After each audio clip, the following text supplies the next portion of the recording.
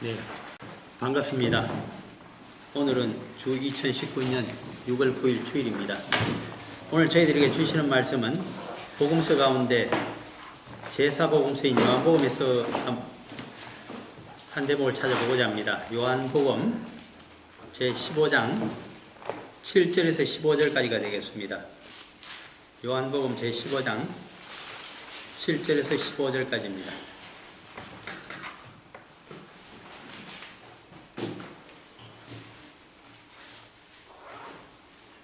몇 절 안 되지만은 교독을 한번 해보고자 합니다. 제가 먼저 7절 읽고 여러분들이 8절 읽고 그렇게 진행을 하겠습니다. 요한복음 제15장 7절입니다. 너희가 내 안에 거하고 내 말이 너희 안에 거하면 무엇이든지 원하는 대로 구하라. 그리하면 이루리라. 너희가 열매를 많이 맺으면 내 아버지께서 영광을 받으실 것이요 너희는 내 제자가 되리라. 아버지께서 나를 사랑하신 것 같이 나도 너희를 사랑하였으니 나의 사랑 안에 거하라. 내가 아버지의 계명을 지켜 그의 사랑 안에 거하는 것 같이 너희도 내 계명을 지키면 내 사랑 안에 거하리라. 내가 이것을 너희에게 이름은 내 기쁨이 너희 안에 있어 너희 기쁨을 충만하게 하려 함이라. 내 계명은 곧 내가 너희를 사랑한 것 같이 너희도 사랑하라 하는 것이니라. 사람이 친구를 위하여 자기 목숨을 버리면 이보다 더 큰 사랑이 없나니 너희는 내가 명하는 대로 행하면 곧 나의 친구라. 같이 읽어봅니다. 이제부터는 너희를 종이라 하지 아니하리니 종은 주인이 하는 것을 알지 못함이라. 너희를 친구라 하였노니 내가 내 아버지께 들은 것을 다 너희에게 알려 하였음이라. 아멘. 우리 성도들은 구약 성경도 많이 보지만 특별히 복음서를 중심으로 한 신약 성경을 더 많이 읽고 묵상하고 있는 주님의 제자들입니다. 그래서 이름하여 성도들입니다. 그런데 요즘 갈라디아서 1장을 읽고 계시는 걸로 압니다만은 이 복음서 네 권이 이 세상에 나오기 전에 먼저 사도 바울의 글들이 이 세상에 교회에서 회람을 하도록 주어졌습니다. 그 중에 가장 처음이 교리서였던 갈라디아서로 다들 이야기를 하고 있습니다. 그런데 사도 바울의 그 서신서와 그리고 이 복음서에 나타나고 있는 우리 주님의 말씀을 좀 대조를 해볼 것 같으면 어느 것이 더 쉽게 쓰여져 있느냐, 즉 쉽게 복음을 말씀하고 있는 대목들이냐를 묻게 되면 그것은 사도 바울의 글이 아니라 우리 주님의 예수님의 말씀이 더 쉽게 되어 있습니다. 그런데 그 의미를 막상 하나하나 분석을 하면서 이해를 해보고자 하면 어떤 사도들의 말보다 우리 예수님의 말씀이 더 심오하고 의미가 심대하다고 하는 것을 그리고 그 길이가 엄청나다고 하는 것을 제삼 깨닫고 놀라게 됩니다. 이제 그렇게 되면 복음이 무엇인가를 하는 것을 깨닫는 기쁨과 즐거움 그리고 확신이 우리들에게 성령님의 능력으로 임하게 되는 것을 우리가 체험을 하고 있는 성도들입니다. 그러한 입장에서 저는 오늘 특별히 요한복음 15장 보통 포도나무 비유가 잘 되어 있는 그 유명한 요한복음 15장입니다만은 그 가운데 대표적으로 7절 말씀을 제일 첫머리에 같이 읽어보자고 하면서 제가 읽었습니다. 다시 하면 요한복음 15장 7절을 보시게 되면 너희가 내 안에 거하고 내 말이 너희 안에 거하면 이거는 컨디션을 얘기하고 있죠. 그때는 무엇이든지 원하는 대로 구하라 그리하면 이루리라 이렇게 되어 있습니다. 그래서 오늘 설교의 제목을 바로 그 구절을 그대로 앞부분을 갖고 왔습니다. 너희가 내 안에 거하고 내 말이 너희 안에 거하면 이것을 오늘 설교의 주제로 제목으로 타이틀로 삼았습니다. 너희가 내 안에 거하고 내 말이 너희 안에 거하면 이것이 도대체 무슨 말씀일까? 그것을 이해하는 것이 오늘 우리가 이 말씀을 깊은 뜻을 깨닫는 것이 되고 또 하나는 일주일을 능히 살아갈 생명의 양식을 얻게 될 줄로 저는 믿고 있기 때문입니다. 요지는 두 가지로 볼 수 있습니다. 첫째는 너희가 내 안에 거하고를 주님께서는 어째서 강제적으로 성도 안에 거하시고자 아니하시는가 하는 이 말씀입니다. 그래서 주님께서는 어째서 강제로 성도 안에 거하시고자 아니하시는가? 그 이유를 찾아보는 것이 너희가 내 안에 거하고의 뜻이 되겠습니다. 두 번째로는 내 말이 너희 안에 거하면 하는 것은 주님의 말씀이 우리 안에 거하는 것이 어째서 성도의 삶에 있어서 그토록 중요하단 말인가 하는 이러한 이슈를 가지고 퀘션을 갖고 이제부터 한번 강의 설교로 들어가 보고자 합니다. 7절을 자세히 보시면 첫 번째 나타나고 있는 단어가 너희가라고 하는 주어입니다. 그 다음에는 내 안에 거하고 라고 되어 있죠. 거한다는 것이 동사인데 그 앞에 부사적인 용법으로 내 안에라고 이야기하고 있기 때문에 이것은 우리 나사렛 예수님, 이제 부활승천하신 다음에는 우리 주님 아니겠어요? 영적으로 우리에게 임재하고 계시는 우리 주님 안에 우리가 거하는데, 문제는 주님께서 우리 안에 강제로 들어와서 거하시는 것이 아니고 내가 주님 안에 들어와야 된다고 하시는 말씀입니다. 이 말씀은. 그러므로 우리가 흔히 생각하는 우리의 관념하고 전혀 반대되는 말씀을 지금 주님께서 우리들에게 던져주신다. 신앙이란 무엇인가? 복음적인 해석이란 무엇인가 하면 주님이 우리 속에 강제로 계시하시거나 강요하시는 것이 절대로 복음이 아닙니다. 그런 복음은 있을 수가 없습니다. 그런 복음의 성격은 무엇인가? 동의적인 성격입니다. 그래서 이 말씀을 이해하기 위해서 가장 성경의 마지막에 되고 있는 요한계시록에서 성령께서 다시 한번 교회들에게 하시는 말씀으로 요한계시록 3장 20절에 가보게 되면 정확하게 적어두고 있습니다. 우리가 요한계시록 3장 20절 거의 다 외우고 계시죠? 그래도 우리의 기억력이 아무리 좋아도 한 번 더 넘겨서 확인해 보는 것이 좋습니다. 그것이 은혜입니다. 우리가 다 외우고 알고 있지만 그래도 한 번 더 확인을 해 보겠습니다 하고서 우리는 종이기 때문에 주인의 말씀을 다시 들어가서 도대체 요한계시록 성경이 끝나기 전에 3장 20절에 뭐라고 적혀져 있느냐, 성도의 삶, 종의 삶을 읽어볼까요?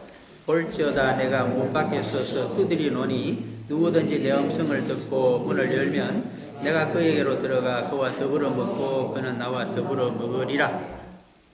옛날이나 지금이나 더불어 먹고 마신다고 하는 것은 굉장히 중요합니다.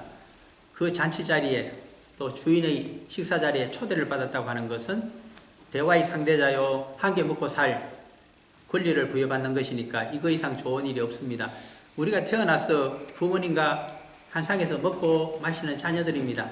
그 이상 가장 이 세상에서 안전하고 좋은 자리가 없습니다. 아무리 나이가 들고 이 세상을 살아봐도 어릴 때 부모님과 한 상에서 먹고 마시던 그때가 가장 그립고 안전하고 좋다는 것을 누구나 느낍니다. 그와 마찬가지로 우리들의 영혼이라고 하는 것도, 영적인 삶이라고 하는 것도 우리의 주인님이신 영적인 생명력이 되시는 우리 주님과 함께 한 상에서 생명이, 양식이 가득한, 생명의 기운이 가득한 그곳에서 먹고 마시는 것이 바로 천국입니다. 천국을 딴 데서 찾을 일이 아닙니다. 우리 주님과 한 상에서 먹고 마시며 함께 남은 생을 살아간다. 그리고 내세도 영원히 함께 살아간다. 그것이 바로 천국입니다. 패러다이스는 거기 있습니다. 부부가 좋다고 하는 것은 결혼한 그때부터 한 상에서 먹고 마실 때에 또 자녀들이 탄생하면 같이 먹고 마실 때에 한 가정이 되고 그것이 지상낙원이라고 부릅니다. 딴 데 가서 지상낙원을 찾을 필요가 없습니다. 뉴질랜드가 지상낙원이라고 하지만은 자녀를 공부하기 위해서 뉴질랜드에 보내놓고 아빠 혼자서 돈을 대면서 한국에서 요즘 말로 그거 하고 있죠. 이제 혼자서 낙동강 오래알이 되어서 한 6개월 이렇게 지내다 보면 그것은 천국이 아닙니다. 그리고 이거 천국이라고 생각하고 와 있는 그 자녀들도 과연 천국일까요? 저는 천국이 아니라고 생각합니다. 죽이 되었던 밥이 되었던 떨어지지 아니하고 한 상에서 먹고 마시는 그 순간들이 우리들에게 남아있는 행복이요, 하나님이 주신 분복이요, 즐거움이요, 선물입니다. 그래서 전도서에 가게 되면 지혜의 대왕이라고 하는 솔로몬이 하나님이 주신 그 분복, 우리 인생에 주신 가장 큰 위로는, 기쁨은 한 상에서 먹고 가족과 함께 자고 일어나는 그 이상의 더 좋은 것이 없다. 그것을 인정하라. 그것이 이 세상에 있어서 낙이라고 하는 말을 서슴지 않고 그는 우리들에게 하고 있습니다. 그런 의미에서 그럼 그 좋은 자리에 우리를 그냥 끌고 들어가서 그 잔치 자리에 확 앉혀놓으면 될 게 아닌가? 그러면 모든 문제는 간단합니다. 그런데 그것이 아닙니다. 신앙생활은 하나님의 뜻은 그래서 요한계시록 3장 20절에서는 쉽게 이렇게 풀이하죠. 볼지어다 내가 문 밖에 서서 두드리노니 우리에게 항상 복음은 들려옵니다. 그 식사 자리에 구원의 자리에 영생의 자리에 초대한다는 초대의 말씀은 항상 우리 심령을 울리고 우리 귓가에 쟁쟁합니다. 복음의 뜻이 그렇게 되기 때문에. 그러나 성도가 된다고 하는 것, 주님의 제자로 그 종으로 살아간다고 하는 것은 반드시 두 가지 작업이 있어야 됩니다. 선제적인 작업입니다. 첫째가 내가 문밖에 서서 두드려 놓으니 그 다음에 어떻게 할까요? 누구든지 내 음성을 듣고, 이거 뭐 평범한 얘기 아닌가? 문 밖에서 두드리는 것뿐 아니라 주님의 음성이 들려온다고 얘기합니다. 이 표현은 세상에는 정말 수많은 음성들이 들려옵니다. 인터넷을 켜게 되면 수많은 설교가 있고, 교회에 가게 되면 수많은 목사님들의 설교도 있고, 또 많은 믿음의 선배들이 말씀들이 우리 귀에 들려오고 있습니다. 굉장하게 들려옵니다. 그 가운데 무엇을 들어야 되느냐? 성령께서는 사도 요한을 통해서 이렇게 말씀하십니다. 내 음성을 듣고 분별력을 이야기하고 있습니다. 신앙생활에 있어서 이 분별력이 사라지게 되면 신앙생활 잘못하게 되는 겁니다. 어느 것이 주님의 복음의 말씀이요 생명을 살리는 말씀일까? 분별할 줄 알아야 됩니다.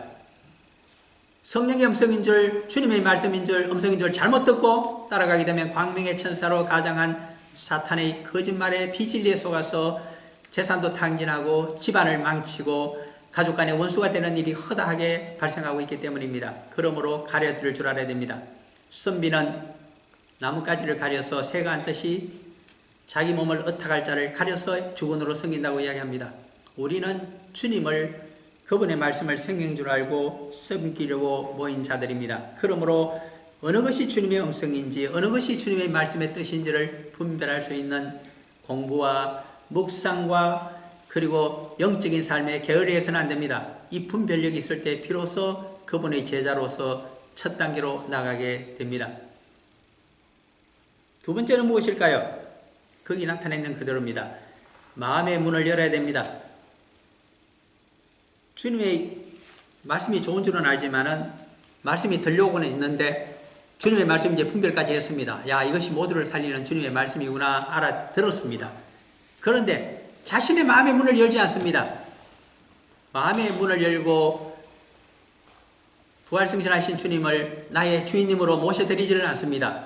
그럼 어떻게 합니까? 여전히 자신의 주인은 자기 자신입니다. 아주 이기적인 신앙입니다. 모든 것은 자기가 주인이 되어서 다 좌지우지 다 합니다. 교회도 그렇게 하고 신앙생활도 그렇게 하고 성도 간의 교제도 그렇게 하고 모든 재물 사용도 그렇게 하고 남은 인생의 시간의 사용도 다 그렇게 하고 위기를 당했을 때 자신의 힘으로 세상적인 지혜로 타파하고 병도 그렇게 치료하고 장애도 그렇게 극복하려고 합니다. 과연 그것이 가능할까요? 어림도 없는 이야기입니다.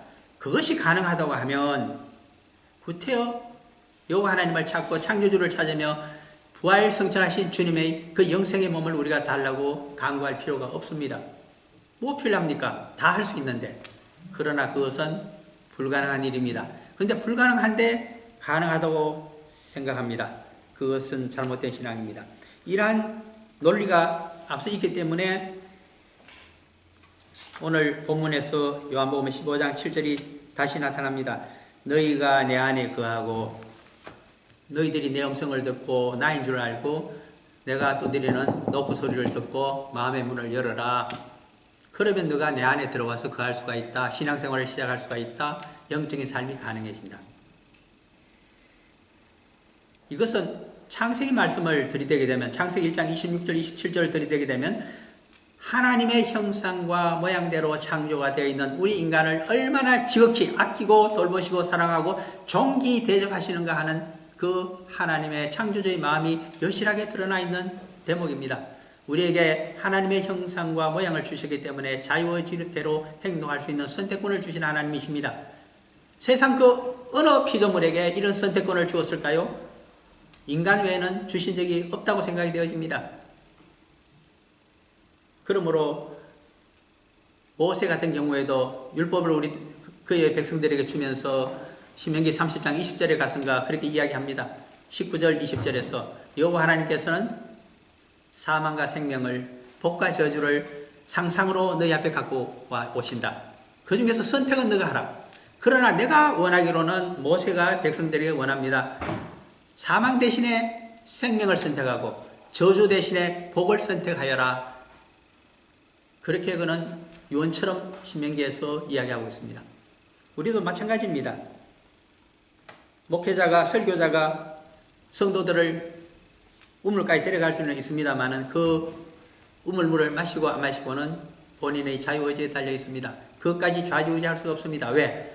성경 말씀이 좌지우지하지 말라고 되어 있기 때문입니다. 그러므로 저의 몫이고 여러분들의 선택입니다. 그런 면에서 요한계시록 3장 20절을 다시 한번 보게 되면 특별한 용어, 대명사, 인칭대명사가 똑같은 것이 3번 쓰이고 있다는 것을 발견하게 될 겁니다. 볼지어다 내가 문 밖에 서서 두드리노니 누구든지 내 음성을 듣고 문을 열면 내가 그에게로 들어가. 그가 나타납니다. 두 번째는 그와 더불어 먹고 또 그입니다. 세 번째는 그는 나와 더불어 먹으리라. 히가 되겠죠. 3번 나타납니다. 한 구절 속에 그라고 하는 말이 3번 나타납니다. 나의 약속의 확실한 상대방임을, 그리고 구원이란 것은 개인적으로 얻는 구원이란 것을, 신앙이라고 하는 것은 주님과 나와의 개인적인 관계임을 확실히 설명해 주는 것이 이 부분입니다. 이것은 1차적입니다. 그런데 1차적인 것만 아시게 되면 신앙생활에서 절반밖에 못하게 됩니다. 나머지 절반이 또 있습니다. 그 절반이 어디 있을까요? 그것을 오늘 요한복음 본문 가운데 15장 7절에서 또 한번 찾아봅니다. 첫 마디가 너희가 라고 되어 있습니다. 요한계시록 3장 20절에 있었던 그라고 하는 단수가 사라지고 여기서는 너희가 라고 하는 복수가 나타납니다. 너가가 아닙니다. 너희가, 너희들이, 너희 복수가 내 안에 거하고 혼자 내 속에 들어와서 거하려고 생각하지 말아라.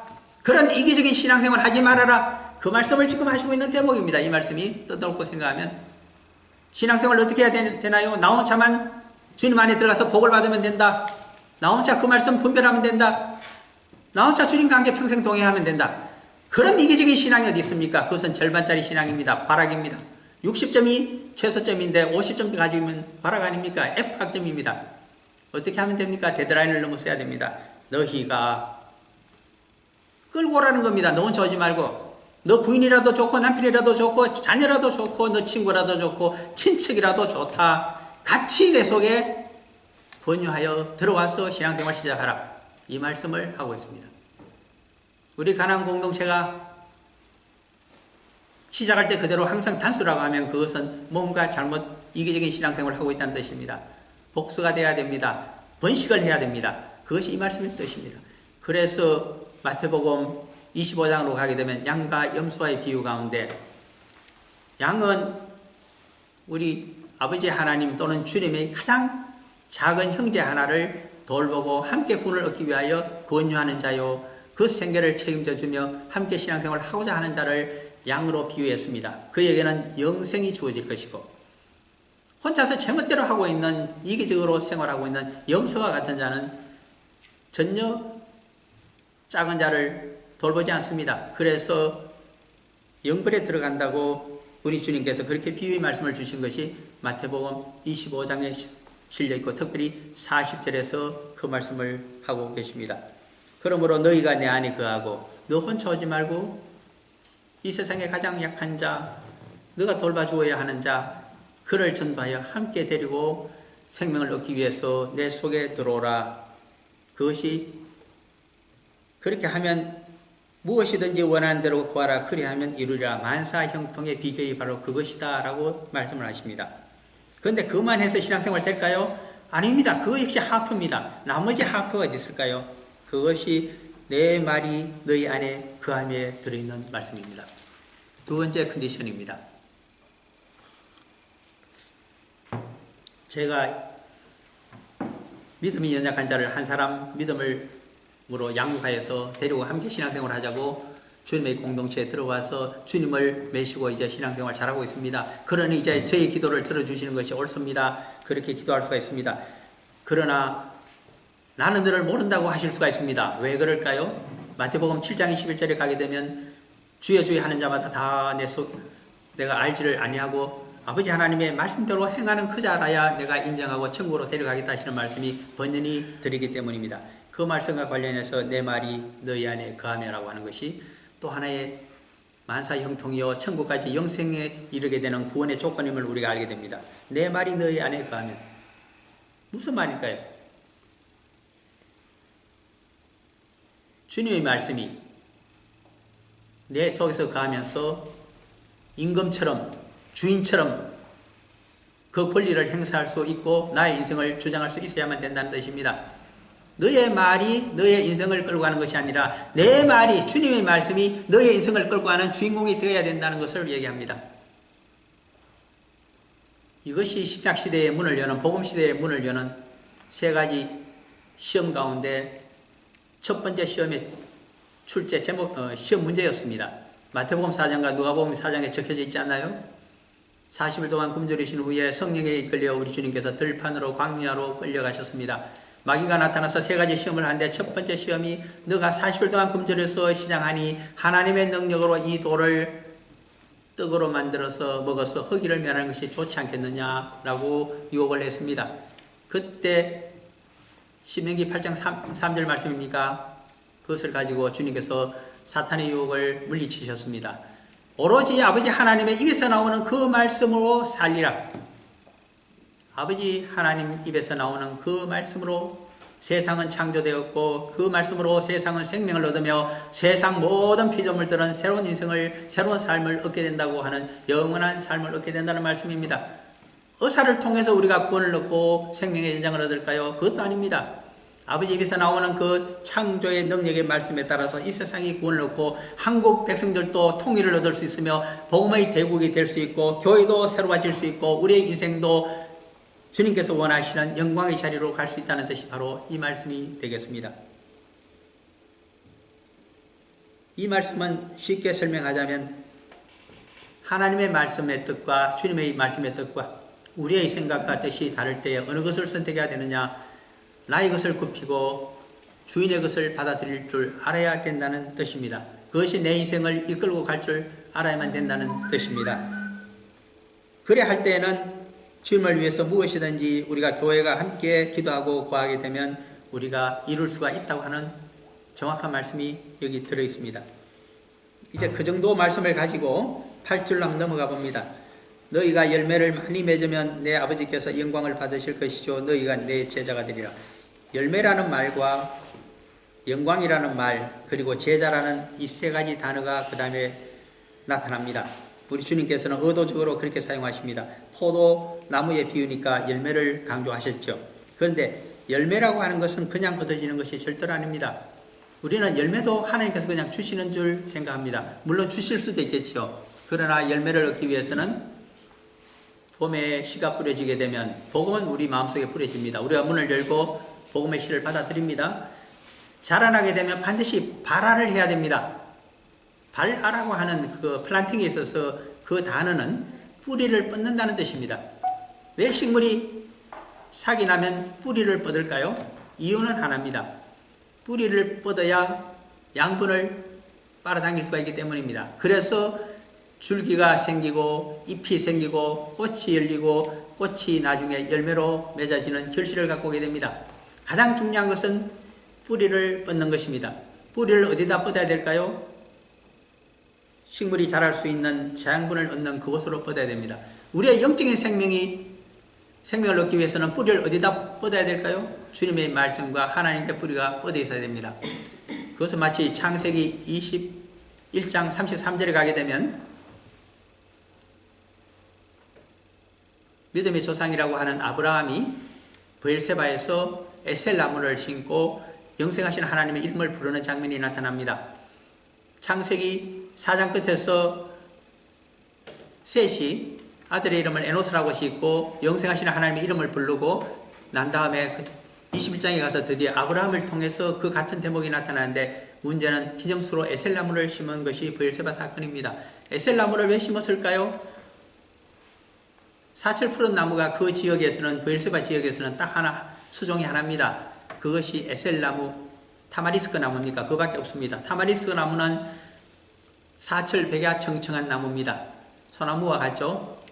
어떻게 그것은 사철수가 될 수 있었을까요? 비록 침묘수지만은 그 이유는 하나입니다. 자기 몸의 키보다 3배나 더 되는 뿌리를 가지고 있기 때문입니다. 깊이 들어갑니다. 그래서 생수를 빨아올려서, 지하수를 빨아올려서 사철 푸른 잎을 가지고 있는 유일한 그 지역의 나무입니다.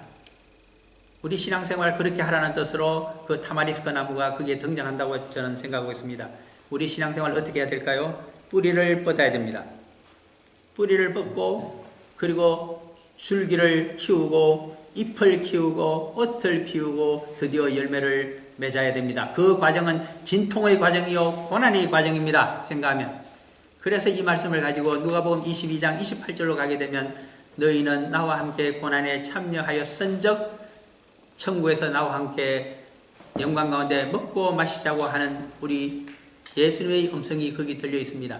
그러므로 우리는 알게 됩니다. 열매를 많이 맺으면 고난의 삶을 살아가서 주님이 원하시는 열매를 맺게 되면 그 말입니다. 고난을 피하지 말아라. 고난을 통과하여라. 우리 주님처럼 고난의 삶을 견디고 참으며 신앙생활을 하라. 그리하면 그 너의 뿌리에서 생명의 자양분이 올라가서 그 속에 너는 큰 나무가 되고 거기에 많은 새들이 깃들이며 많은 성도들을 세울 수 있는 열매가 풍성한 삶이 될 것이다. 그 말을 하고 있습니다. 그것이 아버지 하나님께, 주님께 영광 돌리는 성도의 삶입니다. 그것을 더 쉽게 설명하기 위해서는 내 제자라는 말을 사용합니다. 내 제자는 마태복음 16장 24절에서 제자도에 대한 설명이 나옵니다. 제자가 되기 위해서는 더 쉽게 말씀하시죠. 자신의 이익을 내려놓고 자기를 부인하고, 내가 지금 큰 십자가 말고 너 자신에게 주어진 작은 십자가라도 벗어버리지 말고 짊어지라고 하는 말씀입니다. 어떻게 내 이익을, 기득권을 내려놓고 이웃과 함께 이웃을 살리기 위해서, 생계가 어려운 자를 살리기 위해서, 약한 자를 살리기 위해서 내가 쉐어링할 수 있을까요? 그러나 하라고 하십니다. 그것이 모두를 살리는 방법이요, 영광을 얻는, 구원과 영생을 얻을 수 있는 유일한 방법이기 때문입니다. 그 다음 9절로 넘어가 봅니다. 아버지께서 나를 사랑하신 것 같이 나도 너희를 사랑하였으니 나의 사랑 안에 거하라. 우리는 사랑을 어디서 배울 수 있을까요? 흔히 생각합니다. 사랑은 내리사랑이기 때문에 부모님의 사랑을 자식이 커서 부모가 되어서 실천하면 된다. 그렇게 생각합니다. 그러나 예수님의 말씀은 그것은 차원이 낮은 사랑입니다. 예수님은 사랑을 이렇게 설명하고 있지 않습니까? 지금 본문에서 9절입니다. 아버지께서 나를 사랑하신 것 같이 나도 너희를 사랑하였으니, 내가 아버지에게서 사랑을 배웠는데 그 사랑을 내가 이 세상에서 실천한 것처럼 너희들은 아버지의 사랑을 배워서 실천한 나를 보고서 배워서 그대로 실천하라는 뜻입니다. 사랑을 성도들은 딴 데서 찾지 않습니다. 아버지 하나님 창조주에서 그 사랑을 배웁니다. 그럼 아버지 하나님께서 무슨 사랑을 우리들에게 베풀어 주셨을까요? 가장 기적적인 큰 사랑은 자신의 아들을 대속자로 우리들에게 보내주신 바로 그것이 가장 큰 희생적인 사랑입니다. 사랑은 거기서 찾을 수 있습니다. 내가 한 영혼을 구원하기 위해서, 믿지 않는 자를 구원하기 위해서, 또 믿지 않는 가족과 친척과 친지를 구원하기 위해서 내가 무엇을 희생했던가를 생각해 볼 때 내가 사랑이 있는 사람인지 없는 사람인지 금방 들통이 난다는 이야기입니다. 그런 측면에서 사랑을 생각하시기 바랍니다. 딴 데서 사랑을 찾지 마시기 바랍니다. 성도라고 하면 아버지 하나님께서 자신의 아들을 희생시켰어도 이 세상을 새롭게 하고 생명을 주시기를 원하고 다 구원하여 함께 살아가기를 원하신 그 마음을 내가 실천하고 있는가, 혹은 내 이익과 내 기득권만을 고수하면서 남이야 어떻게 되었든 나만 잘 살면 그만이라고 하는 그런 이기적인 신앙생활을 하고 있는지 되돌아봐야 될 때가 바로 이 구절입니다. 사랑은 그것이 사랑입니다. 인간에게서는 사랑을 찾을 수가 없습니다. 하나님이 우리를 어떻게 그리스도를 통해서 사랑하셨는지, 그리스도가 무엇을 희생하시면서 우리를 살리고자 하셨는지 그것을 알고 실천하는 것이 바로 사랑이라고, 아가페적인 사랑이라고 하는 것을, 또 주님께서 원하시는 열매라고 하는 사실을 정확히 아셔야만 하겠습니다. 10절로 넘어가 봅니다. 10절, 11절, 12절에서는 주제가 하나 있습니다. 그것이 무엇일까요? 세 구절인 것 같지만 사실은 하나를 설명하고 있는 구절입니다. 내가 10절이죠. 아버지의 계명을 지켜 그의 사랑 안에 거하는 같이 너희도 내 계명을 지키면 내 사랑 안에 거하리라. 11절 내가 이것을 너희에게 이르며 내 기쁨이 너희 안에 있어 너희 기쁨을 충만하게 하려 함이라. 12절입니다. 내 계명은 곧 내가 너희를 사랑한 것 같이 너희도 서로 사랑하라 하는 이것이니라. 시작할 때에 계명이란 아버지의 계명이란 말을 사용했습니다. 우리 예수님께서. 그리고 12절에 가게 되면 우리 주님 자신의 계명이라고 말씀하십니다. 이 두 가지가 똑같다는 말씀입니다. 이 계명이 바로 아버지의 계명이 나의 계명이 되고 너희들의 계명이 되는 것, 이것이 바로 진리라는 말씀을 지금 하고 있는 말씀입니다. 진리라고 하는 것은 무엇일까요? 아버지의 뜻과 주님의 뜻과 우리 성도의 행함이 똑같을 때 그것이 진리입니다. 그것이 생명력입니다. 그것이 우리를 살리고 이웃을 살리고 우리 모든 피조물을 살릴 수 있는 유일한 구원의 방법입니다. 그 진리를 떠나서는 아무것도 작동이 되지를 않습니다. 모두가 생명을 해칠 따름입니다. 그런데 왜 계명이란 말을 처음 시작하고 끝에 또 사용하고 있을까요? 왜 율법이란 말로 사용하지 않을까요? 이제 퀘션을 다뤄봐야 됩니다. 우리 예수님께서 율법이라고 말씀하신 적이 별로 없습니다. 그 대신에 참으로 좋아하신 말씀이 계명입니다. 계명과 율법의 차이가 도대체 무엇일까요? 그것은 마치 구약과 신약의 차이와 똑같습니다. 그것을 유대교와 기독교의 차이가 무엇일까요? 유대교는 철저하게 율법을 이야기합니다. 기독교는 계명을 이야기합니다. 다릅니다. 그래서 예를 들면 유대교의 적인 율법은 10계명에 의해서 그것도 10가지 계명으로 놓고서 전부 분해를 하고 있는 데 비해서 우리 주님의 계명은 딱 두 가지밖에 없습니다. 어디 적혀 있을까요? 이 계명의 총 강령이 모든 율법이 집약되어서 무엇으로 나타나 있을까요? 마가복음 12장 30절과 31절입니까? 하나님 사랑, 이웃 사랑, 그밖에 없습니다. 모든 복음을 통틀어서 이야기하고 모든 율법을 다 집약시키면 우리 주님께 여쭤보면 하나님 사랑, 그리고 그 하나님의 사랑으로 너 몸과 같이 이웃을 사랑하라, 이거밖에는 아무것도 없다. 그것이 정확히 아버지의 뜻이다. 그것이 구원받는 방법이요 영생을 얻을 수 있는 유일한 방법이라 그 말씀하고 계십니다. 왜 율법을 강조하지 않고 계명을 강조했을까요? 이 계명 속에 모든 것이 담겨있기 때문입니다. 계명을 실천할 수 있으면 율법은 자연히 실천되어지는 것이기 때문입니다. 이 계명을 실천하지 않으면서 율법을 실천한다고 하는 것은 총칙을 모르고 강론만 하고 있고 숲을 모르고 나무만 헤아리고 있는 것과 똑같습니다. 그런 어리석음을 범하게 됩니다. 그런데 문제는 이 하나님 사랑, 이웃 사랑의 관계성이 어떻게 되는가를 지금 10절에서 12절 사이에 설명을 해준 겁니다. 내가 아버지의 계명을 지켜. 계명의 제일 처음은 아버지의 계명입니다. 모든 계명은 아버지로부터, 창조주로부터, 여호와 하나님으로부터, 우리 그리스도의 아버지로부터, 우리들의 생명의 주인으로부터 나와야 되는 것입니다. 누가 우리에게 생명을 줄 수 있습니까? 우리의 생명을 창조하신 그분으로부터 이렇게 하라고 할 때 그 말씀 따라가면 나오는 겁니다. 주어지는 것입니다. 그러므로 이것이 아버지의 말씀이기 때문에 제가 순종합니다. 아버지의 계명을 지키는 것입니다. 그것이 내 이성에 맞든지 내 합리성에 맞든지 이웃 사람들이 맞다고 하는 것이든 안 하든 아무 상관이 없습니다. 아버지 창조주의 말씀이기 때문에 내가 따르고 나의 뜻을, 나의 직관력을, 나의 감정을 다 내려놓고 순종할 따름입니다. 그것이 계명을 지키고 아버지를 사랑하는 방법입니다. 아버지께서 오늘 우리 어릴 때 학교 파한 다음에 농사일이 바쁘니까 너 와서 모내기 하는데 좀 거들어라 하는데 제가 오늘 이러이러한 바쁜 일이 있어서 좀 못하겠습니다. 그러면 그건 낙제입니다. 제가 비록 바쁜 일이 있더라도 아버지께서 그렇게 말씀하시니 아버지 일을 도와야죠. 그렇게 하는 자식은 한상에서 먹고 마실 때 얼마나 기쁨의 자리가 되겠습니까? 그런데 자기 일이 더 바쁘다고 시키는 일을 하지 않고 딴 일을 계속하고 나중에 밥상머리에 앉게 되면 그런 얼굴 참 보기 싫을 겁니다. 똑같습니다. 그러므로 모든 계명의 시작은 하나님 사랑이요 아버지 입에서 나오는 그 말씀, 그 계명입니다. 그 다음에 어떻게 할까요? 그 말씀 가운데 이웃사랑이 그대로 들어있습니다. 내가 너의 이웃을 구원하기 위해서, 너도 구원하기 위해서 내가 나의 독생자 아들을 보내어서 희생제물로 삼았다. 그러므로 너는 내가 아들의 목숨으로 산 너의 이웃을 사랑해 주어야 된다. 나처럼 돌봐줘야 된다. 나처럼 그들을 위해서 희생할 수 있는 준비가 되어 있어야만 된다. 그런데 오늘 한국 사회를 보면 참으로 답답합니다. 가진 자가 가진 것을 내놓지 않으려고 합니다. 북한에 그 못 사는 1,800불인가 밖에 연소득이, 개인당 소득이 안 된다고 합니다. 2,000불 갖고 어떻게 살 수가 있습니까? 그런데 2만 불, 3만 불 하면서도 갈라설 생각이 없습니다.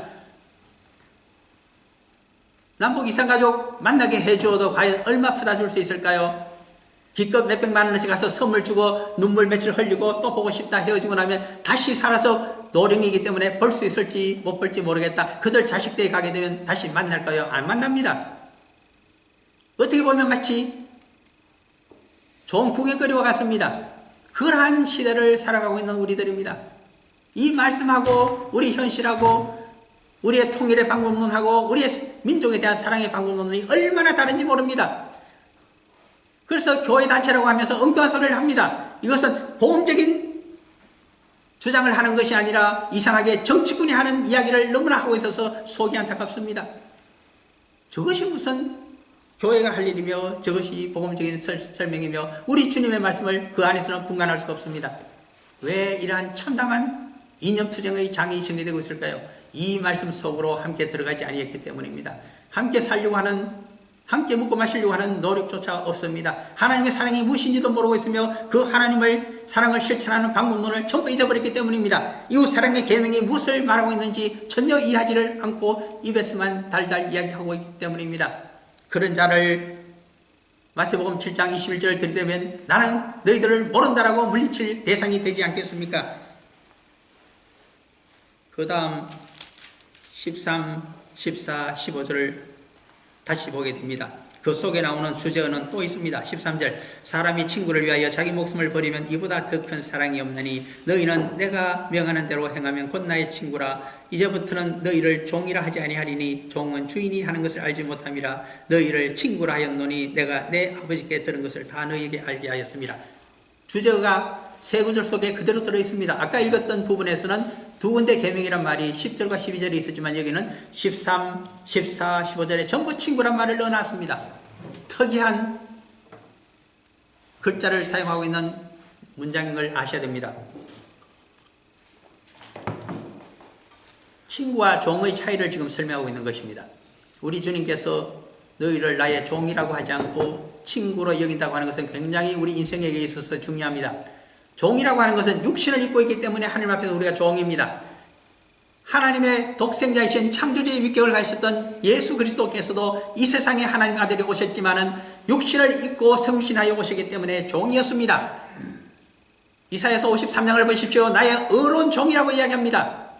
도살장에 끌려갈 때까지 순종한 육신을 아버지 하나님을 위해서 희생한 종입니다. 육신을 가진 모든 피조물은 여호와 하나님 창조주의 종에 불과합니다. 주인은 창조주 주인 한 분밖에 우리들에게 없습니다.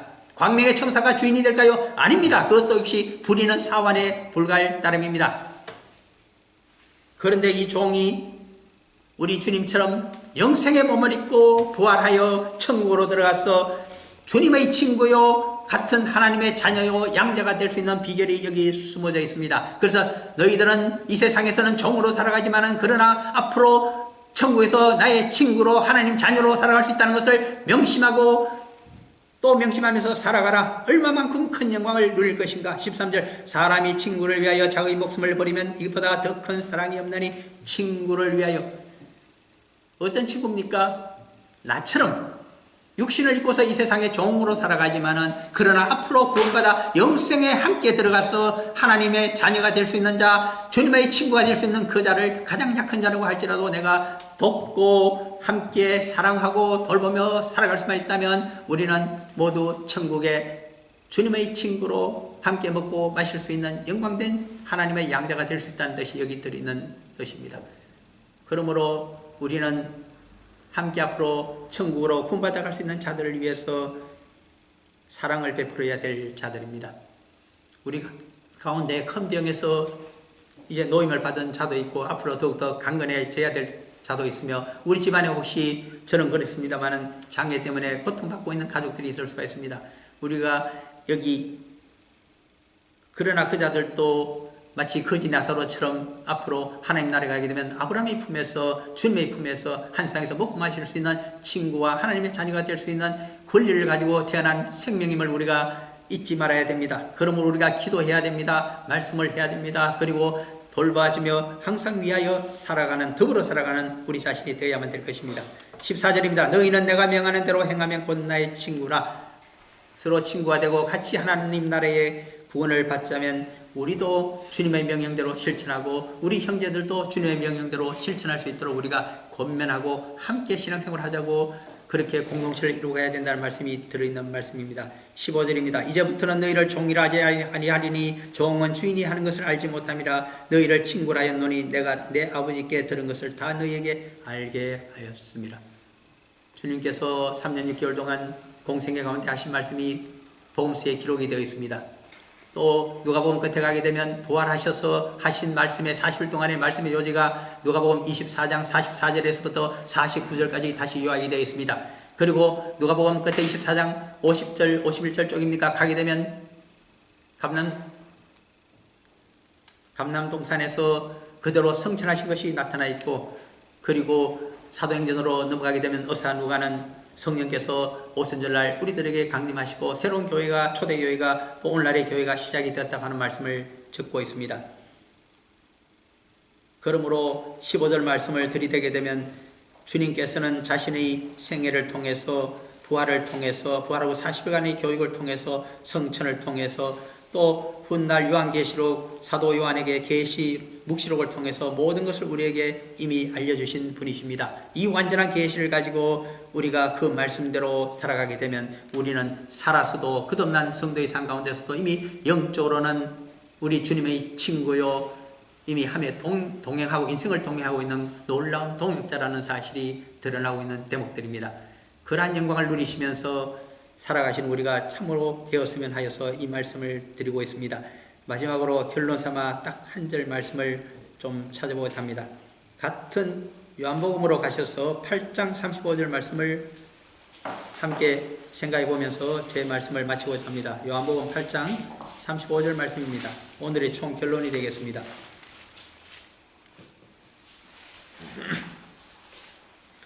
요한복음 8장 35절입니다. 아주 짧은 구절이기 때문에 같이 한번 읽어봅니다. 종은 영원히 집에 거하지 못하되 아들은 영원히 거하나니.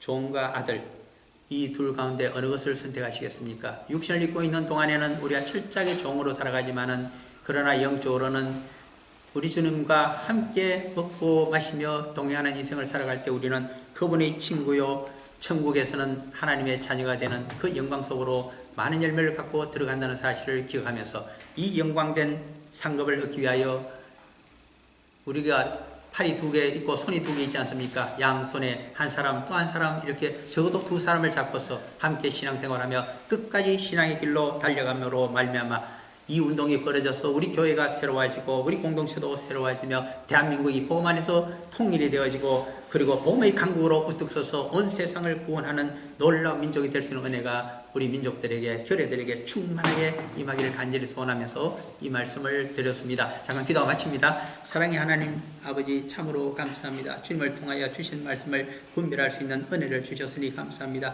구원은 저희들 혼자만 받는 것이 아니라 우리 한쪽 손에 한 명씩 가장 이 세상에 약한 자를 형제로 삼아 함께 친구로 삼아 사랑하면서 돌보면서 동행하는 인생들이 되게 하여 주옵소서. 우리 남한에 있는 모든 백성들도 북한에 있는 모든 동포들을 그렇게 한 손으로 잡아서 함께 살아갈 때 복음의 강국이 되고 대국이 되어 온 세상에 이 복음의 놀라운 주님의 말씀을 전하며 살아갈 수 있는 은혜로운 복음의 강국 되게 하여 주옵소서. 그 가운데 통일도 이루어지며 만주로 중구로 유라시로 진출하는 우리 한민족 주님의 백성들 다 되게 역사하여 주옵소서. 또한 병든 자 장애자들이 함께 그런 마음으로 걸어갈 때 모든 신체가 튼튼해지며 모든 장애가 물러가고 질병이 치료되어서 이 세상을 참으로 끝없는 인생, 힘있는 인생으로 살아가게 되는 성도의 삶 다 되게 하여 주옵시고 그 그러한 생활로 말미암아 그 가정이 또한 대대로 주님 안에서 복을 누리며 하나님께 상급을 받는 귀한 가정들 되게 역사하여 주옵소서. 그 은혜가 우리 공동체에 먼저 있기를 간절히 소원할 때 주실 줄 믿사오며 우리 주 예수 그리스도 이름으로 간절히 기도합니다. 아멘.